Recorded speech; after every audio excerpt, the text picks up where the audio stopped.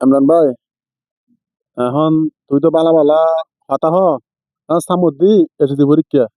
তাহলে এখন এই পরীক্ষার তিল্লাই কিছু কথা না।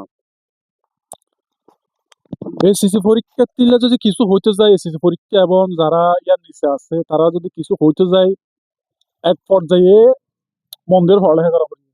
কারণ এখন শিক্ষামন্ত্রীদের মিলন, হিলিকপ্টার মিলন প্রকাশ, হিলিকপ্টার মিলন না হলে হওয়ার সুযোগ নাই।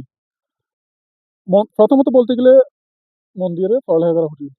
দ্বিতীয়ত যদি হইতে যায় লাইফত পড়ালেখা করে ভালো কিছু করে চিন্তা ভাবনা থাকে মোট ফ্রেন্ডের বিষয় নাই যেহেতু মোট পড় আমি আপুদেরকে আপুদের বিষয় হন হতো না, ঠিক আছে না?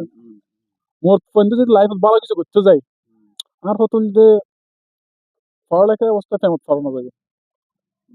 তোর ফেমত ফ্যামিলি আবেগ জিনিস, ওই ফ্যামিলি অনেক জিনিস মানুষের লাইফ ধ্বংস করে ফেলে, ঠিক আছে না? তো মনে হতো তোর ফেমত সহ্য ফ্যামিলি খরচ আছে মাইন্ড নকি জন রিগেল হতা খরচ আছে, মোবাইল খরচ বা রেস্টুরেন্ট বা ডাহা সাক্ষাৎ খরচ আছে।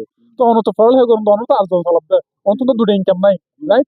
দুটো ইনকাম নাই, তাহলে অনেক মনে করুন যে আর্জনের টিয়া লাগে অনেক পড়ালেখা করতে লাগে অনেক এখন অন্তত যখন ফেমত পরিবেন টিয়া লাগবে টিয়া না আসবে মাথা আইব অন্য স্কুল খরচ দিবে দিব খরচ দিবে কিন্তু কোনো আর স্কুল নদিবেন অনেক পড়ালেখা দাপ্প মারিবেন অনেক ফেমত কিন্তু খরচ করিবেন বুঝিবে কিন্তু ভাই দেখার পরে চাইতে কি ফ্যামিলি আবেগ জিনিস যখন ওরা পড়ালেখা করে ভালো একটা অবস্থা পৌঁছিবেন দেখবেন তো অন্তম ফ্যাম করি পেলাই পছন্দ মানুষের অভাব নইব।